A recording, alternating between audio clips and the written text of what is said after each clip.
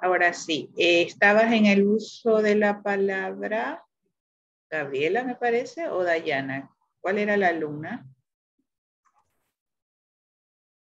Hola, por favor, la alumna que estaba en el uso de la palabra puede retomar. Listo, profe, déjeme. Comienza, mija, comienza no. Ya. Yo les decía que en el caso yo tengo una niña de 5 años y el doctor me explicaba, ¿no? Que los niños en edad aproximadamente de 1 año y medio, 2 años, expresan sus emociones con rabietas, con el llanto, y no es algo que ellos todavía puedan controlar, pero que sí nosotros podemos ir educando, explicándole. Y no decir, esto está mal, no tienes que llorar, sino que irle indicando eso que sientes, ese llanto es producido por algo que se llama enojo.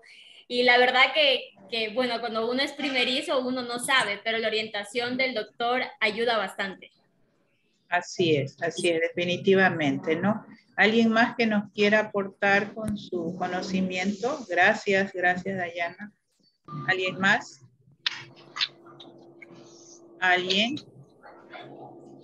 Por favor, si no vamos a comentar algo, cerremos micrófono. ¿Alguien que quiera compartir? ¿Nadie? Bueno, vamos a continuar con lo que está propuesto en la diapositiva. Por favor, sus micrófonos. Alison, le agradezco con su micrófono, por favor.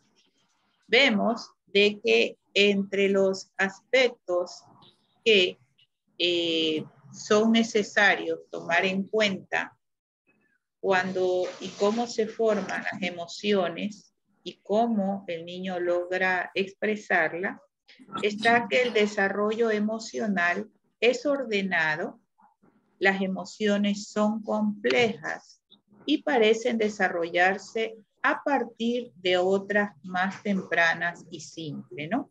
Entonces, definitivamente, nada es casual, nada es casual. Como decíamos al principio, todo el entorno externo, exterior, todo lo que suceda alrededor del niño, influye definitivamente en él, ¿sí? Puede influir de una forma física, puede influir de una forma cognitiva o puede influir de una manera psicosocial. En alguna de estas esferas se va a encapsular ese hecho, ese acontecimiento y se verá reflejado en cualquiera de estos aspectos antes mencionados. Tenemos que el llanto y la sonrisa, las risas, son las primeras señales de la emoción. Otros indicadores son las expresiones faciales, la actividad motriz, el lenguaje. Celinda, por favor, su audio, Celinda. Celinda, por favor. Disculpe, profesor. Cuénteme, Mayli. Profesora, buenas tardes. ¿La emoción se podría considerar un proceso psicológico básico? Es que a veces en deberes tanto del semestres pasados y este semestre, nos mandaron a hacer deberes sobre los procesos psicológicos básicos y salía que la emoción era uno de ellos, pero se menciona más lo que es la memoria, el aprendizaje, el lenguaje. Bueno, nos vamos a distorsionar y a irnos del tema, ¿no? A ver, las emociones son superficiales, las emociones son limitadas, son efímeras, ¿sí? Sí, dentro del contexto con el que se va a manejar la temática que usted consulta, se la maneja así como efímera, definitivamente es básica. Ahora, si nos vamos a la antropología y a lo neurológico, recordemos de que somos seres vivos, lo cual nos identifica con los animales, ¿sí? Y los animales son puramente básicos. Se le manifiesta incluso la agresividad como la primera emoción del ser humano. Entonces, la agresividad es innata. La educación Y la evolución de este ser humano es el que hace que esa agresividad se la maneje y se le exprese de buenas formas y de buenas maneras. Porque el ser vivo, al ser emocional primario y agresivo por naturaleza, tiene todo su derecho para sentir frustración, ira, rabia, coraje, lo que le provoque, ¿sí? Pero vuelvo y le repito, su proceso educacional es el que hace que esa rabia, ira, coraje, furia, la canalice y la sepa expresar. Entonces, si desde la postura con la que han estado manejando el tema emocional o lo básico da para que se lo acepte, sí. Es tal y cual como le expreso esto de la terminología con la que vamos a denominar a este ciclo vital. Hoy por hoy, peor con la internet y peor con la obligatoriedad de que hasta los estudiantes para poder recibir un título pueden hacer artículos científicos, pueden hacer tesis, pueden hacer proyectos. Hay propuestas y propuestas teóricas, ¿sí? Incluso si usted se va a lo relacionado a la psicopatología, donde se ven las funciones mentales, ahí también entraría las emociones, ¿sí? Entonces, es de acuerdo a la propuesta teórica que esté. Entonces, definitivamente lo emocional entra en lo que denominamos básico, ¿sí? Pero también habrán ciertos postulantes o postulados, ciertos investigadores que detracten esa postura, ¿sí? Por eso yo soy muy hincapié en que utilicen, al menos con mi materia, Papalia, porque sé que es una propuesta investigativa que sí los va a direccionar por lo que es, ¿sí? Siempre por eso también pidan apoyo al docente en fuentes de consulta. Hoy por hoy existe mucho material en internet que en vez de hacer un bien, terminan dañando lo que tanto ha costado investigar y proponer. Bueno, regresamos a lo nuestro y manifestamos que el desarrollo del cerebro está vinculado estrechamente con el desarrollo emocional. Miren lo que expresa, ¿no? Propiamente la fuente de consulta Papalia. Y mira, nos da una respuesta nuevamente afirmativa a lo que tú querías conocer, Miley, ¿no? Mira cómo lo emocional va dándole forma y estructura al cerebro, ¿sí? Por eso puede ser que ya los que han estudiado más el tema del prefrontal, que es lo que nos diferencia de los animales, manifiestan que es aquí, miren que ni siquiera hablo del frontal, del prefrontal, que es aquí donde está la capacidad de raciocinio. Y recuerden que también tenemos el sistema límbico, que es el que maneja las emociones, y en unión del prefrontal con el desarrollo ideal del límbico, es que nosotros podemos manejar esta fuerza tan innata que son las emociones, que a pesar de ser efímeras, son las que le dan paso a los sentimientos que sí son lo realmente duradero y perduradero. Cuando hablamos de prefrontal, es ahí donde nosotros razonamos, es ahí donde es el meollo del asunto para que nuestra conducta sea una conducta equilibrada, idónea. Incluso se dice, desde un punto de vista religioso, que es por eso que se acostumbra a hacer la señal de la cruz, no en vano, para que ese prefrontal tenga una dirección positiva. Por eso también las nuevas tendencias son muy luchadoras para que se saquen del todo esas actitudes que había del docente de antes o del mismo padre de golpear a los niños aquí, de cocachear a los niños aquí, porque se está obstruyendo el prefrontal, que es donde evolucionamos en nuestro raciocinio. Si nos vamos incluso a la conducta alcohólica, el alcohólico, ¿cómo es? Es una persona que no razona, es una persona que siempre da vueltas en el círculo a una misma idea, es obtuso, no se lo puede hacer entender, como el término muy popular nuestro que dice, vuelve la burra al trigo y repite y repite y repite lo mismo. ¿Por qué? Porque el alcohol destruye el área del prefrontal. Entonces, al consumir alcohol, está destruyendo totalmente esa capacidad que hay en esta área.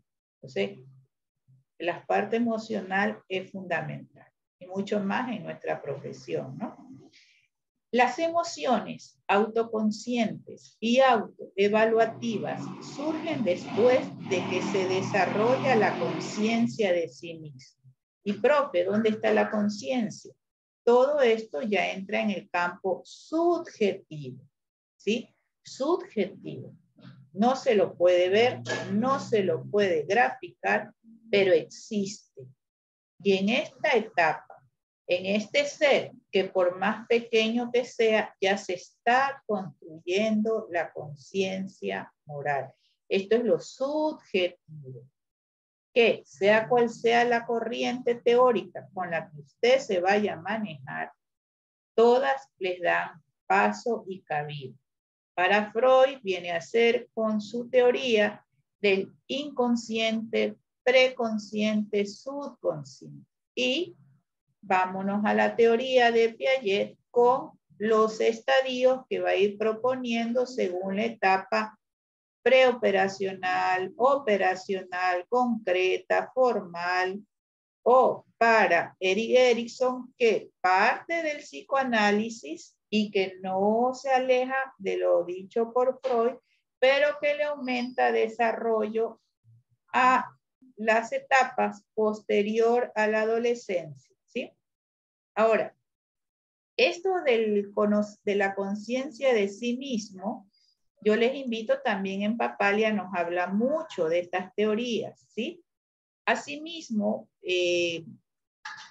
conceptos básicos que nos deberían de llamar la atención y nos deberían de ampliar la curiosidad teórica es la personalidad, las emociones, la sonrisa social, la sonrisa anticipatoria, las emociones, el autoconsciente, la conciencia de sí mismo, nuevamente las emociones, emociones autoevaluativas, conducta altruista, la empatía, las neuronas espejo y la cognición social. Cada uno de estos conceptos ustedes le pueden encontrar respuesta al libro de Papalia. Por ejemplo, aquí en las neuronas espejo es una investigación en la que se trabajó con animales, ¿sí? Ya desde el cerebro animal, por más inferior que lo consideremos al de los seres humanos, tiene mucha similitud. Entonces, se ve cómo los animales con los que se trabajó tienden a imitar lo que realiza la persona que tienen al frente como guía.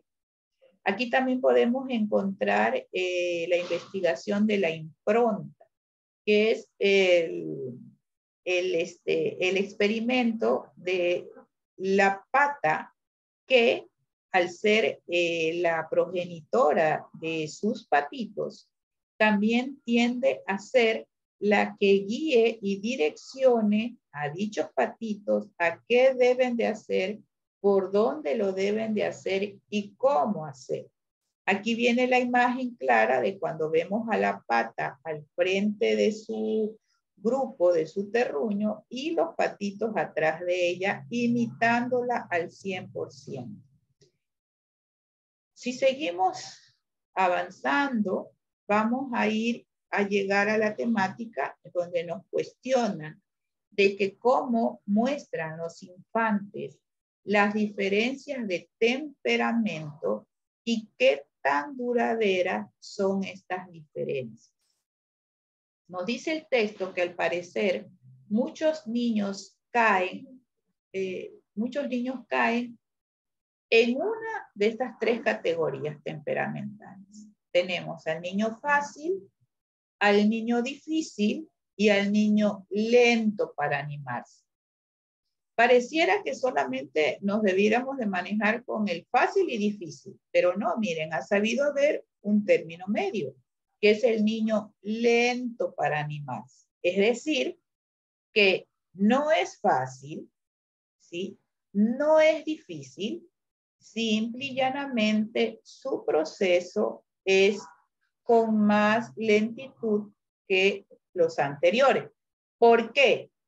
Porque tiene mucha relación con lo que también hablamos arriba, con la empatía, con las neuronas espejo, con la cognición social y con lo que hemos hecho énfasis también, que todo lo que ocurre alrededor hay afectación en este ser, ¿sí? Bien sea en lo físico, bien sea en lo cognitivo o bien sea en lo psicosocial. Y tendemos a catalogar mucho a ese niño por lo psicosocial. Tal vez nuestro desconocimiento, la cultura, no nos hace poner relevancia en lo físico y en lo cognitivo, ¿sí? Sino que nos vamos más a lo psicosocial.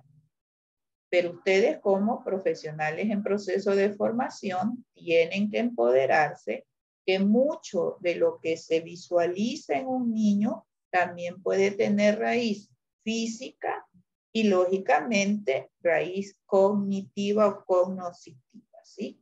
Que son dos cosas diferentes. Los patrones de temperamento parecen ser una buena medida innatos, o sea, propios, y tener una base biológica. Volvemos a lo físico, volvemos a lo orgánico, volvemos a lo del cuerpo.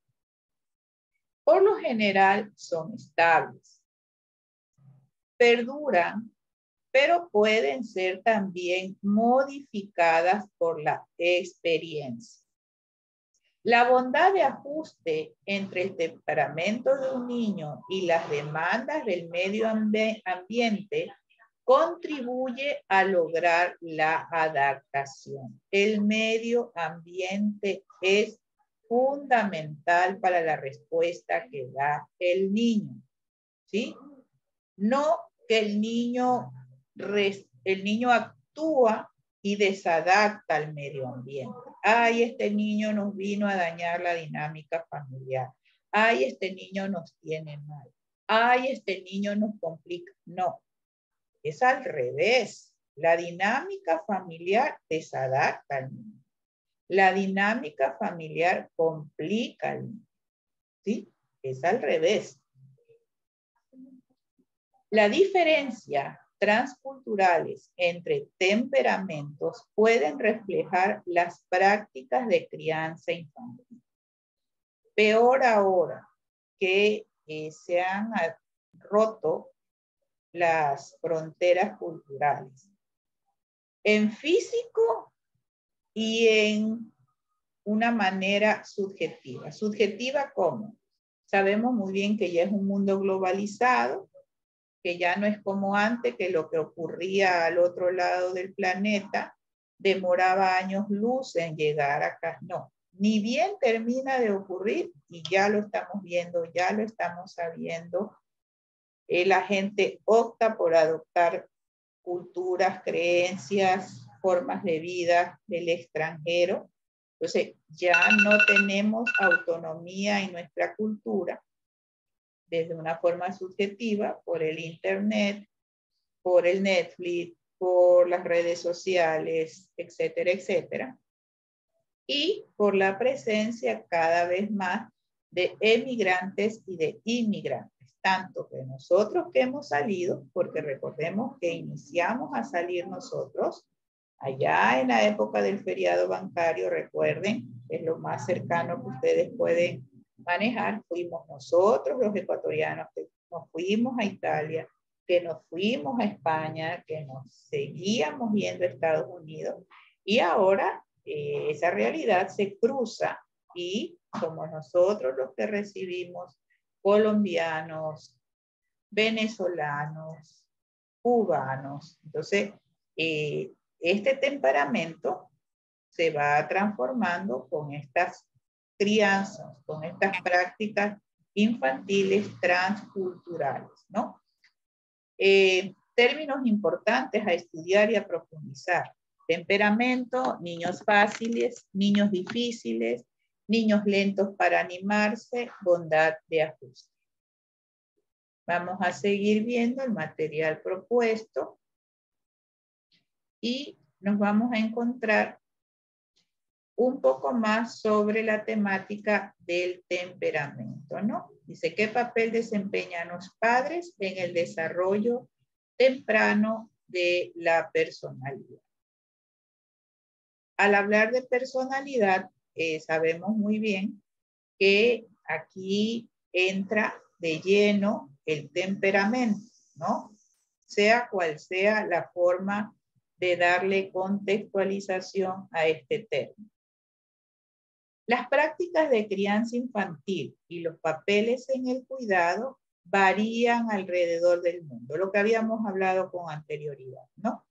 Los infantes tienen una fuerte necesidad de cercanía de la madre, calidez y sensibilidad, así como de cuidado físico. La paternidad es una construcción social. Las funciones de los padres difieren en las diversas culturas. Miren cómo hacemos hincapié a la parte cultural. ¿Cuándo y cómo aparecen las diferencias de género? Una pregunta que cada día más está en más necesidad de ser estudiada, dado el apogeo de las corrientes que no es que son nuevas, pero que cogen más fuerza cada día, ¿no? Si bien las diferencias significativas de género aparecen después de la infancia, los padres, en especial los estadounidenses, fomentan la tipificación de género temprano. Términos claves a profundizar: el género y la tipificación de género. ¿Cómo adquieren los infantes confianza en su mundo y cómo establecen apegos? Otra consulta. ¿Cómo interpretan los infantes y sus cuidadores las señales no verbales del otro? Aquí vamos a intervenir un poco más con Erik Erikson. Él nos dice que en los primeros 18 meses, año y medio, los infantes se encuentran en la primera etapa del desarrollo de la personalidad. Existe la confianza básica, que es lo que nos propone Erik Erikson, recuerden que esto ya lo han visto, contra la desconfianza básica. ¿Sí? O llegan a desarrollar la confianza básica o desarrollan la desconfianza básica. Y el cuidado sensible, responsable y constante es la clave para solucionar de manera exitosa los conflictos, ¿sí? Al niño hay que cuidarlo con sensibilidad y con responsabilidad. El niño está lleno de necesidades y necesidades que hay que sabérselas suplir. Ojo, verán que digo sabérselas suplir. No solamente suplírselas, sabérselas suplir. Las investigaciones basadas en situaciones extrañas han establecido 4 patrones de apego. El apego seguro, el apego evasivo, el apego ambivalente, que también se lo conoce como resistente, y el apego desorganizado, desorientado. Hay un aporte del apego fantástico en Papalia, no dejen por favor de estudiarlo. Ya en clase pasada les había hecho leer también otro aporte sobre el apego. Lo incluí de nuevo en estas diapositivas, viene más adelante. Este es un aporte más actual que está en esta diapositiva. Instrumentos más recientes miden el apego en escenarios naturales y en investigaciones transculturales. Los patrones de apego pueden depender del temperamento del bebé, así como de la calidad de la crianza, y tener implicaciones a largo plazo en el desarrollo. Las ansiedades ante lo desconocido y ante la separación puede presentarse durante la segunda mitad del primer año y parecen relacionarse con el temperamento y los factores ambientales. Los recuerdos que tienen los padres del apego en su niñez pueden influir en el apego de su propio hijo. Y para que entendamos más y mejor esto, recordemos que en los temas propuestos en la diapositiva anterior hablábamos de las neuronas en espejo y de la empatía, ¿sí? Hablábamos de ese apego. Si ese apego es muy bueno entre el niño y la madre o entre el niño y el cuidador, y ese cuidador tiene, como es normal y natural, sus desestabilidades, y dentro de su desestabilización personal es de que es una persona ambivalente, insegura y ansiosa, como tiene tan buena relación con ese niño, le va a transmitir esa inseguridad, ¿no? Entonces, cuidar al niño es de mucha responsabilidad. También es de trabajar en uno para que lo que le transmita a ese niño sea positivo, porque vamos a transmitir lo negativo y lo positivo, ¿no? Así también dice que la regulación mutua permite a los bebés desempeñar un papel activo en la regulación de sus estados emocionales. ¿Hasta aquí algún comentario? Hola. Me gustaría saber si hay algún comentario. Bueno, yo tengo una pregunta acerca de lo que hablamos en la diapositiva anterior. Hablamos de lo que es el temperamento. Bueno, tengo entendido, o no sé si estoy errónea, el temperamento, nacemos con el temperamento. O sea, nosotros como seres humanos nacemos con el temperamento. ¿En qué momento? Porque ya si hablamos en esta etapa del temperamento, ¿en qué momento y cómo lo identificamos? ¿Cómo identificamos el tipo de temperamento del niño? En la conducta que el niño va demostrando, Erika. El cuidador o la madre tiene que ir conociendo muy bien las respuestas que va teniendo del niño, y con el conocimiento teórico puede ir identificando a cuál de los tipos de temperamento se puede estar inclinando él o ella, es decir, el niño o Pero la esto niña. se hace, o sea, desde el nacimiento, 0, un mes, 2 meses. Esa es mi pregunta. Lo que pasa, Erika, que no podemos pretender analizar a un niño como un resultado de laboratorio. ¿Sí? Es imposible. Ahora, hay situaciones que te podrán dar indicios. Hay situaciones que te podrán dar indicios, como hay otras situaciones que te pueden poner en duda, hay otras situaciones que te lo van a confirmar, por un lado. Por otro lado, las nuevas propuestas teóricas manifiestan que nada está al 100% dicho, peor con los cambios y evoluciones que está dando el ser humano. Inclusive lo que antes se decía que al 100% era flemático, hoy por hoy no se puede decir que al 100% es flemático o al 100% es colérico.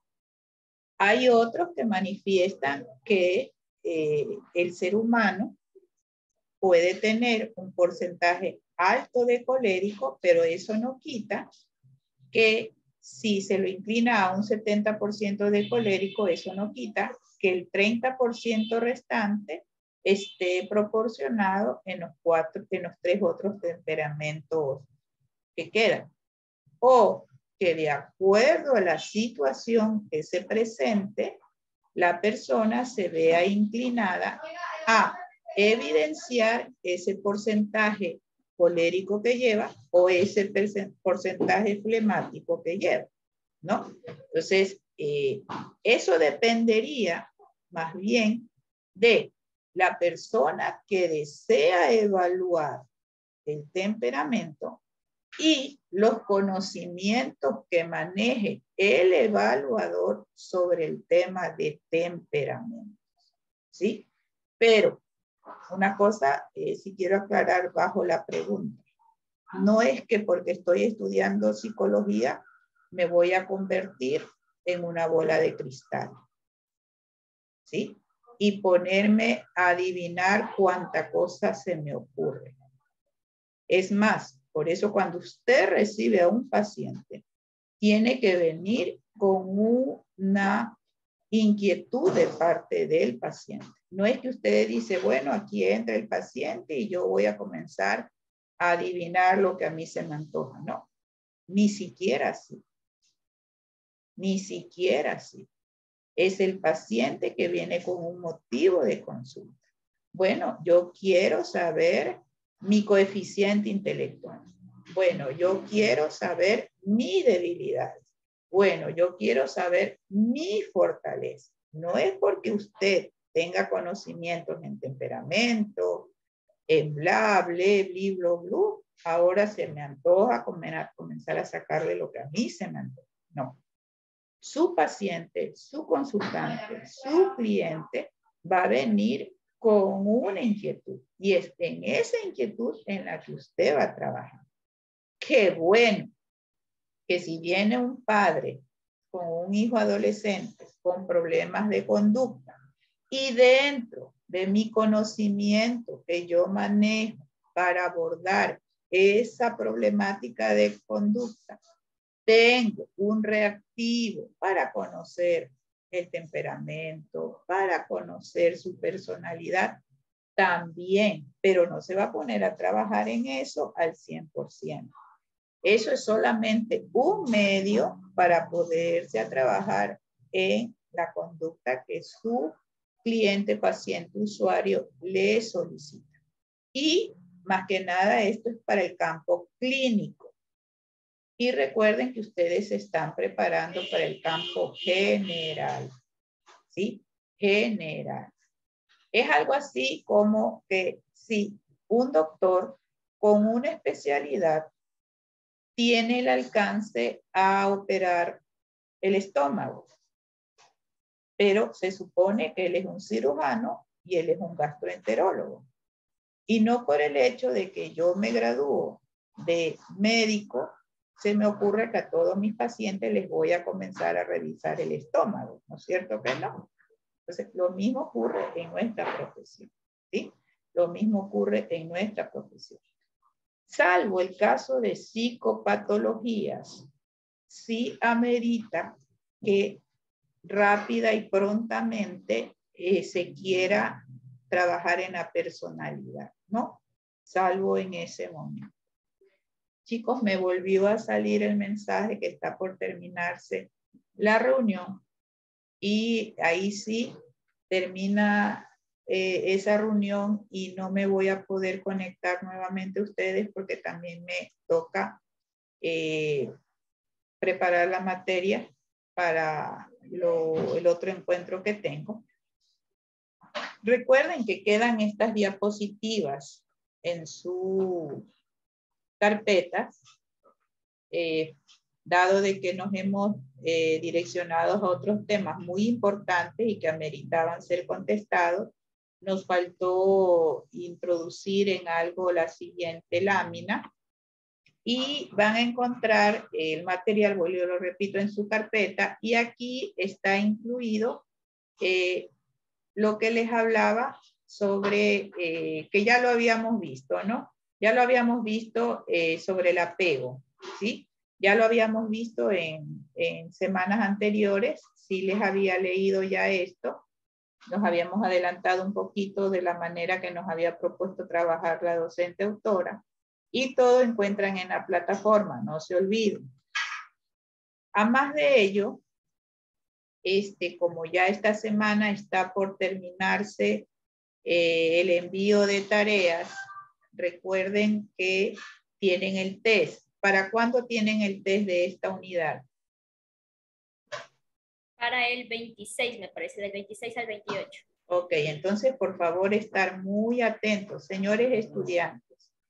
Las tareas de la tercera unidad, como ustedes podrán ver, ya tienen fecha en el cronograma, ¿sí? Ya tienen fecha. Ya están también estipuladas de qué son, a qué se van a dirigir, cuál va a ser la herramienta que la docente autora ha escogido para que ustedes proyecten el conocimiento que van a adquirir en la unidad número 3. Por favor, quiero hacer énfasis en algo muy importante. No se va a extender plazo, ¿sí? No se va a extender plazo. Ni general, es decir, ni a todos, ni personalizados, ¿sí? La primera tarea de la unidad 3 está para comenzar a enviarse desde el 29 de julio. 29 de julio estamos el próximo viernes. Y ese envío lo podrán hacer hasta el 7 de julio. Es decir, hasta 9 o 10 días después de la apertura. No esperarán hasta el 7 de agosto, corrijo. No esperarán el 7 de agosto a las 23:50 para comenzar a enviarlo. Por favor, no esperarán. Si a partir del 29, 30, 31 ocurrió algo totalmente excepcional en sus vidas, totalmente excepcional, comuníquelo a tiempo. Y como desde ahora pueden ir viendo el material con el que se tiene que empezar a trabajar, no es que, profe, mire, le aviso que me van a internar y voy a estar 5 días interna y por eso no puedo subir la tarea. No, usted puede manifestar eso, pero a la par nos evidencia lo que va adelantando de la tarea. ¿Sí? Porque si desde hoy que es 22, les hago saber que tienen ya las tareas propuestas de la unidad 3, que pueden ir descargando el compendio, que pueden ir descargando la guía de actividades. Quiere decir que desde ahora usted puede comenzar a desarrollarlo. No quita que le puede pasar algo sumamente extraordinario el 5, el 4, y usted ya está preveyendo que por esa calamidad doméstica no va a poder enviar la tarea. Perfecto, me lo comunica por medio de correo, pero me tiene que evidenciar lo que está avanzando en la tarea. ¿Sí? ¿Queda claro eso? ¿Queda claro? Por favor, que quede claro. Nos estamos percatando por las preguntas que hacen los estudiantes que no están visualizando.